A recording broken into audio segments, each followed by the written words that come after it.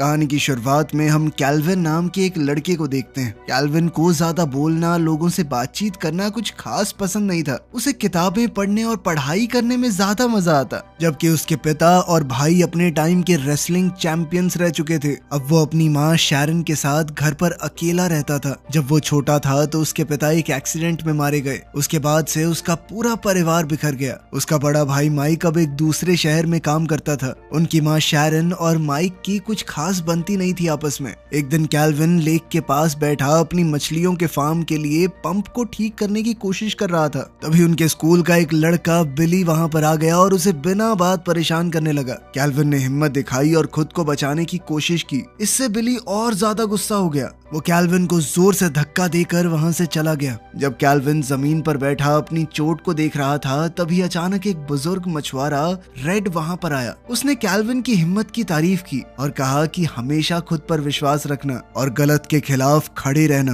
बाद में कैल्विन घर लौट आया और अपने घाव साफ किए। जब भी कैल्विन उदास होता तो वो एक मेमोरी बॉक्स निकाल कर बैठ जाता। उस दिन भी उसने बिल्कुल वैसा ही किया। उस बॉक्स में उसके पिता की पुरानी तस्वीरें हैं और उनके एक्सीडेंट की रिपोर्ट भी। उन सबको देखते हुए वो सोचने लगा कि अगर उसके पिता जिंदा होते तो शायद उसकी जिंदगी अलग होती। तभी शैरन घर लौट आई। कैल्विन ने जल्दी से बॉक्स बंद किया और अपनी माँ को देखने भाग गया। वो नहीं चाहता था कि उसकी माँ उसके दर्द को देखे। जैसे ही शैरन ने उसे गले लगाया, उसने उसका घाव देख लिया और डर गई। लेकिन कैल्विन ने कह दिया कि कुछ नहीं, मैं एक पेड़ से टकरा गया था। अगले कुछ दिनों तक कैल्विन अपने पिता और भाई के बारे में और ज्यादा सोचने लगा। उनकी कमी उसे और ज्यादा सता रही थी। काफी सोचने के बाद उसे एक रास्ता मिला, रेसलिंग। उसे लगा कि रेसलिंग के जरिए वो अपने पिता और भाई दोनों के करीब महसूस करेगा खुद को। लेकिन वो जानता था कि उसकी माँ शैरन रेसलिंग से नफरत करती है, इसीलिए उसने अपनी ये बात माँ से छुपा ली। अगले कुछ हफ्तों तक कैल्विन रोज स्कूल के बाद बोलता कि आज कुछ एक्स्ट्रा एक्टिविटीज हैं।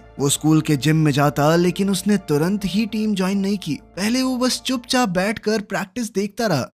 कुछ दिन बाद कैल्विन ने फैसला किया कि अब सिर्फ देखना नहीं है, खुद भी प्रैक्टिस करनी है। लेकिन कोच ने बिली को ही उसका प्रैक्टिस पार्टनर बना दिया और कहा कि नए लड़के के साथ आराम से प्रैक्टिस करना। लेकिन बिली ने कोच की बात नहीं सुनी। उसने कैल्विन को बुरी तरह पीटा। कोच को बीच में आकर उन्हें रोकना पड़ा। उस रात खाने के दौरान कैल्विन और झूठ नहीं बोल पाया। उसने शैरन को बता दिया कि मैंने भी रेसलिंग शुरू कर दी है और अब वो अपना वेट 135 पाउंड पर रखने की कोशिश करेगा। वो समझ गई कि कैल्विन रेसलिंग के जरिए अपने पिता और भाई से जुड़ना चाहता है, लेकिन अपने पति और बड़े बेटे को खोने के बाद से उसे रेसलिंग से नफरत हो गई थी। उसने साफ साफ कह दिया कि मैं इस सब में तुम्हारा साथ नहीं दूंगी। मैं नहीं चाहती तुम ये बेकार खेल सीखो। खैर, अगले कुछ दिनों में कैल्विन ने चुपचाप अपने भाई माइक का एड्रेस ढूंढना शुरू किया। जब एड्रेस मिल गया तो उसने फैसला किया कि वो अपने भाई से खुद मिलने जाएगा। कैल्विन ने अपनी माँ से कहा कि मैं रात को डोनाल्ड के घर पर रुकूंगा। माँ ने भी उसकी बात मान ली और कैल्विन घर से निकल गया। लेकिन असल में वो डोनाल्ड के घर नहीं गया। वो बस पकड़कर पास वाले शहर में चला गया। बस में बैठकर कैल्विन के दिमाग में 1000 सवाल चल रहे थे। इतने सालों बाद अपने बड़े भाई माइक से मिलकर कैसा लगेगा? माइक उसे देखकर खुश होगा या हैरान? कैल्विन इन सवालों के बारे में सोच ही रहा था कि तभी उसका बस स्टॉप आ गया। अब उसके पास सोचने का वक्त नहीं था। वो बस से उतरकर आसपास की गलियों में माइक का घर ढूंढने लगा। थोड़ी देर बाद उसे घर मिल भी गया। कैल्विन ने दरवाजे पर दस्तक दी। दरवाजा माइक की गर्लफ्रेंड ने खोला। धीरे धीरे कदम रखते हुए कैल्विन घर के अंदर गया। माइक ने जैसे ही कैल्विन को देखा वो हैरान जरूर हुआ, लेकिन बस उतना ही। उसके चेहरे पर ना तो खुशी थी ना कोई प्यार, जैसे वो रोज मिलने वाला कोई आम आदमी हो। उसने सीधा सीधा पूछा कि यहाँ पर क्या कर रहा है तू? कैल्विन को ये दूरी महसूस हो गई थी, लेकिन वो ना तो नाराज हुआ ना ही उदास। उसने अपने आप को समझाया कि शायद इतने सालों बाद अचानक मिलना माइक के लिए भी आसान नहीं रहा होगा। कुछ देर तक दोनों के बीच में हल्की सी चुप्पी रही। फिर कैल्विन ने हिम्मत करके बताया कि मैंने स्कूल की रेसलिंग टीम में शामिल होने का फैसला किया है। मुझे उसमें तुम्हारी मदद चाहिए। उसने कहा कि अगर तुम मुझे ट्रेन कर दो तो शायद मैं बेहतर कर पाऊंगा। लेकिन माइक ने सीधे तौर पर कहा कि बहुत काम है मेरे पास, फ्री नहीं हूं मैं।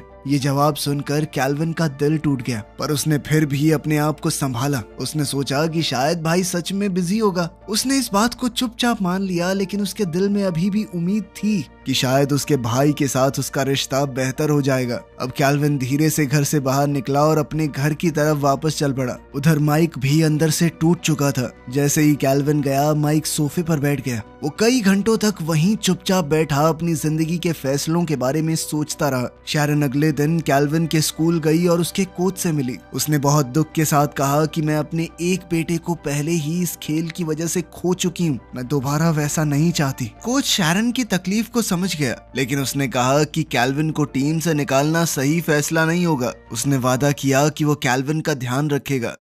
दूसरी तरफ अपने बड़े भाई माइक से हुई बातचीत के बाद से कैल्विन बहुत उदास हो गया था। स्कूल में भी कैल्विन के ज्यादा दोस्त नहीं थे। वो बस 2 ही लोगों से बातचीत करता, उसके पड़ोस में रहने वाली उसकी बचपन की दोस्त लूना और उसका एक सीधा सा क्लासमेट डोनाल्ड। कुछ दिन बाद स्कूल के रेसलिंग कंपटीशन के दौरान एक 135 पाउंड का रिवरडेल का खिलाड़ी चोट लगने की वजह से बाहर हो गया। अब कैल्विन को तुरंत ही उसकी जगह खड़ा होना पड़ा। ये सुनकर कैल्विन घबरा गया। उसने तुरंत माइक को फोन किया, लेकिन फोन उसकी गर्लफ्रेंड ने उठाया। कैल्विन ने कहा कि माइक को जरूर बता देना कि मेरा फ्राइडे को मैच है। कैल्विन पूरे हफ्ते इंतजार करता रहा कि माइक उससे बात करेगा, लेकिन जल्द ही फ्राइडे आ गया और माइक की तरफ से कोई जवाब नहीं आया। फ्राइडे को जब मैच का समय हुआ, कैल्विन ने अपने सामने खड़े प्लेयर को देखा और डर से उसका हौसला हिल गया। उसने सोचा शायद उसने गलत फैसला कर लिया। इस बीच शैरन, जो कि पहले कैल्विन के फैसले के खिलाफ थी, फिर भी अपने बेटे को सपोर्ट करने स्कूल पहुंची।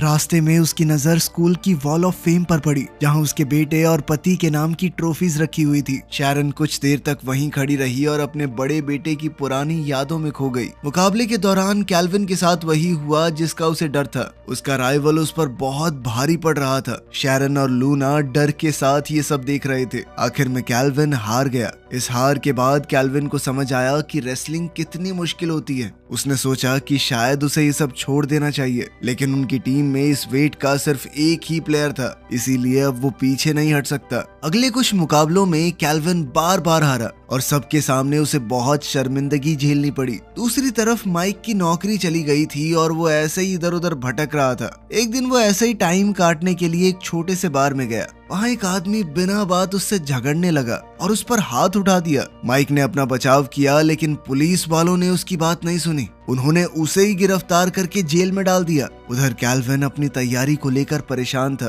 स्कूल से निकलते वक्त कैल्विन और डोनाल्ड की मुलाकात बिली से हुई। बिली ने सबके सामने कैल्विन के भाई माइक का मजाक उड़ाया और अखबार दिखाया जिसमें माइक की गिरफ्तारी की खबर छपी थी। ये देखकर कैल्विन बहुत परेशान हो गया। वो दोबारा लीग के पास गया और वहाँ फिर से उसे रेड मिला। रेड ने उसे समझाया कि मैं यकीन से कह सकता हूँ उसे तुम्हारी जरूरत है। ये बात सुनकर कैल्विन ने वहाँ जाने का फैसला कर लिया। अगले दिन सुबह जल्दी उठकर कैल्विन लूना के घर गया और उसका स्कूटर लिया। उसने अपनी माँ से झूठ बोला कि स्कूल जल्दी जाना पड़ेगा आज। फिर वो सीधा कोर्ट पहुँच गया। कोर्ट में माइक के वकील ने जज से कहा कि उसे बेल पर छोड़ देना चाहिए। जज फैसला सुनाने ही वाली थी कि तभी केविन खड़ा हुआ और बोलने लगा, जज साहब, मैं माइक का छोटा भाई हूँ। आज मेरे भाई को छोड़ दीजिए, हम दोबारा कभी आपके कोर्ट में नहीं दिखेंगे, प्रॉमिस। कैल्विन की ये बात सीधा माइक के दिल पर लगी। कोर्ट के बाद दोनों भाई साथ में घर गए। खैर, उनकी इस मुलाकात के बाद माइक ने फैसला किया कि वो कैल्विन को रेसलिंग सिखाएगा।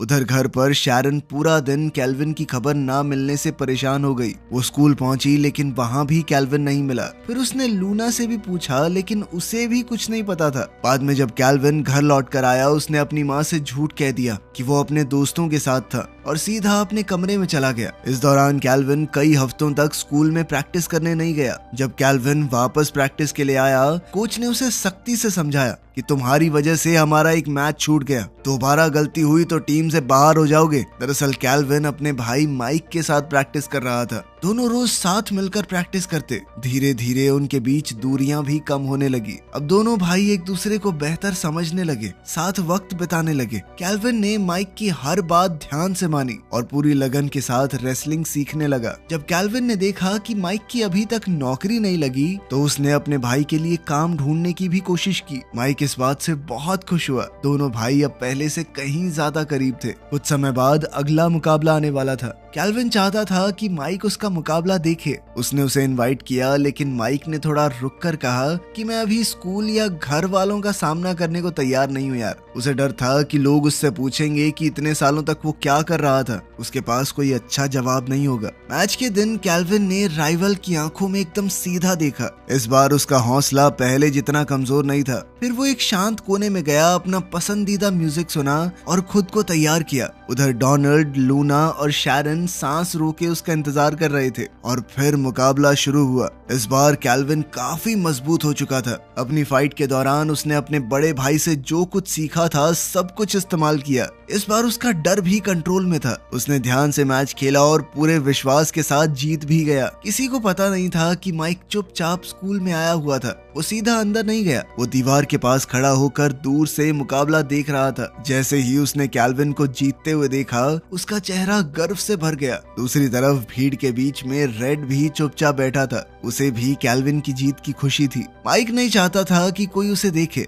इसीलिए मुकाबला खत्म होने से पहले ही वो वहां से निकल गया। लेकिन जैसे ही वो स्कूल के रास्तों से गुजरा, उसे अपने पुराने दिन याद आ गए। वही जगह जहां उसने कभी बहुत बड़े काम किए थे। अगले कुछ हफ्तों तक कैल्विन लगातार मुकाबले जीतता रहा। हर जीत के दौरान माइक चुपचाप कहीं ना कहीं से उसे देखने आता। जब माइक ने देखा कि कैल्विन तो बहुत ही बढ़िया खेलने लगा है, तो उसने सोचा कि ये कुछ बड़ा कर सकता है। एक दिन कैल्विन ने मजाक में पूछा कि अब क्या तुम मुझे रिवर्स क्रैडल भी सिखाने वाले हो? माइक ने तुरंत मना कर दिया, क्योंकि वो मूव बहुत रिस्की है। कुछ दिन बाद स्कूल का डांस फंक्शन आने वाला था। सब बच्चे उसकी तैयारी में लग गए, तो लूना ने भी कैल्विन से पूछा कि क्या मेरे साथ चलोगे? कैल्विन ने खुशी खुशी हाँ कह दिया। कुछ दिन बाद माइक ने कैल्विन की मुलाकात एक और फाइटर से करवाई। उसका नाम है थियो। अब वो भी उनकी ट्रेनिंग में शामिल हो गया। अगले कुछ हफ्तों तक कैल्विन ने और भी ज्यादा मेहनत की। उसने अपना खाना पीना सही रखा। धीरे धीरे उसके शरीर में साफ बदलाव दिखने लगे।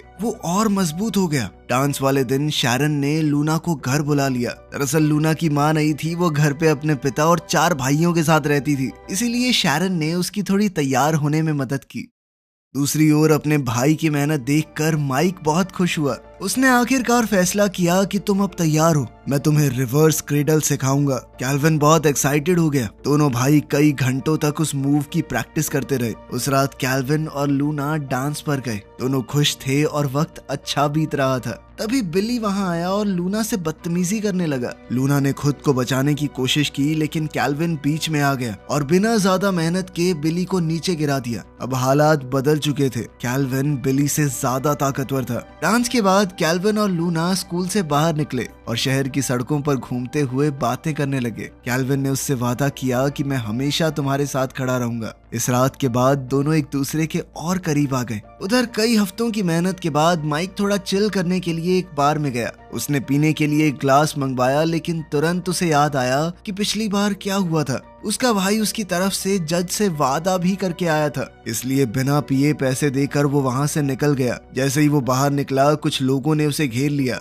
ये वही लोग थे जिनसे उसका पिछली बार झगड़ा हुआ था। माइक ने शांति से बात करने की कोशिश की, लेकिन उन्होंने बात नहीं सुनी। आखिरकार माइक को खुद को बचाने के लिए लड़ना पड़ा। उसने कुछ लोगों को पीटा, लेकिन आखिर में वो खुद बेहोश हो गया। अगली शाम जब कैल्विन ट्रेनिंग करने गया तो वहाँ माइक नहीं मिला। कैल्विन ने सोचा कि शायद किसी काम में बिजी होगा, इसीलिए वो अकेला ही कुछ घंटों तक ट्रेनिंग करके घर लौट आया। जैसे ही कैल्विन घर के अंदर आया, वो अचानक रुक गया। उसने अपनी माँ को माइक से फोन पर बात करते सुना। दरअसल माइक को पुलिस वालों ने दोबारा झगड़ा करते पकड़ लिया था। घर में बहस शुरू हो गई। शैरन को लगता था कि माइक की यही हरकतें हैं। बहस बढ़ गई तो कैल्विन को फिर से अपने भाई के लिए खड़ा होना पड़ा। उसने अपनी माँ से कहा कि माइक मुझे कभी धोखा नहीं देगा, जरूर उसे फंसाया गया होगा। पिछले 1 महीने से उसने शराब को हाथ तक नहीं लगाया। फिर कैल्विन ने एक और सच बताया कि वो मैचेस सिर्फ और सिर्फ माइक की वजह से जीत रहा है। यह सुनकर शैरन हैरान हो गई। कैल्विन ने जोर से कहा कि वो मेरा भाई है, मुझे अपने भाई को जानने का हक है।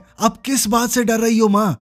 उधर माइक जेल में बैठा अपनी किस्मत को कोस रहा था। उसे समझ नहीं आ रहा था कि मुश्किलें बार बार उसकी जिंदगी में क्यों आ जाती हैं। कुछ देर बाद कैल्विन ने शांत मन से सोचा। उसे लगा कि उसके परिवार का सारा दर्द और गुस्सा उसी पुराने एक्सीडेंट से जुड़ा हुआ है। शैरन अपने गुजर चुके पति मैक का नाम सुनते ही इमोशनल हो गई। लेकिन उसने हिम्मत जोड़ी और कैल्विन को सच बताना शुरू किया। उसने बताया कि मैक माइक का ट्रेनर भी था और उसका सबसे बड़ा साथी भी। दोनों हर काम साथ में किया करते थे। रेसलिंग उनकी जिंदगी का सबसे बड़ा हिस्सा था। फिर लगभग 10 साल पहले माइक का एक इम्पोर्टेंट मैच होने वाला था। मैक को अपने बेटे पर पूरा भरोसा था कि वो ओपोनेंट को हरा देगा, लेकिन माइक ने कहा कि अगर हम अगले शहर में जाके ओपोनेंट को देख लें तो वो समझ जाएंगे कि वो कैसे लड़ता है। मैक पहले जाना नहीं चाहता था। शैरन ने भी मना किया। बाहर बर्फ गिर रही थी, रास्ता सेफ नहीं था, लेकिन फिर भी मैक और माइक गाड़ी लेकर निकल गए। रास्ते में गाड़ी ने कंट्रोल खो दिया और एक्सीडेंट हो गया। माइक कार से बाहर गिरकर बच गया, लेकिन मैक गाड़ी के अंदर ही मारा गया।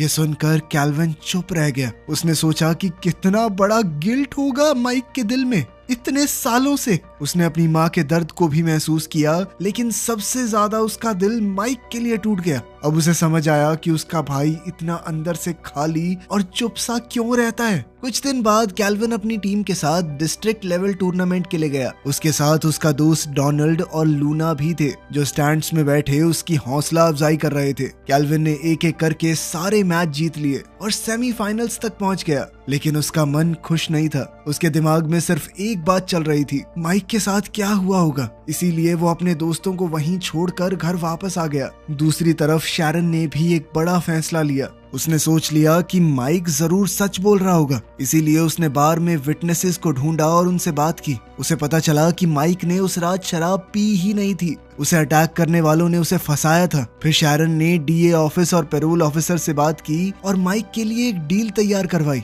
इसके बाद शैरन जेल गई और माइक से मिली। उसने कहा कि मैं अपना बेटा वापस चाहती हूँ, लेकिन मुझे समझ नहीं आ रहा कैसे। इधर टूर्नामेंट में कैल्विन ने सेमीफाइनल तक पहुंचने के बाद भी सेलिब्रेट नहीं किया। उधर शैरन माइक को जेल से छुड़वा कर उसके घर ले गई। घर अंदर से ठंडा, खाली और उदास था। ये देखकर शैरन का दिल टूट गया। उसने समझा कि माइक कितने सालों से अपने आप को सजा दे रहा है। तब शैरन को समझ आया कि कैल्विन बस हमेशा से उनके परिवार को जोड़ना चाहता था। ये सोचकर शैरन ने पहली बार अपने दिल की बात माइक को बोली। माइक भी उसकी हर बात को ध्यान से सुन रहा था। शैरन का दिल भर आया और उसने अपने बेटे को गले लगा लिया। उस मनहूस एक्सीडेंट के बाद पहली बार माँ बेटे ने एक दूसरे को प्यार से गले लगाया था। उस रात कैल्विन घर लौटकर सीधा शैरन के पास गया। उसने पूछा कि माइक के केस का क्या रहा। जब शैरन ने बताया कि माइक छूट गया है तो कैल्विन बहुत खुश हुआ। फिर कैल्विन ने अपनी न्यूज़ सुनाई कि माँ मैं जीत गया, सबको हरा दिया मैंने। तब शैरन ने भी उसे कहा कि बहुत बढ़िया बेटा, तुम रेसलिंग जारी रखो।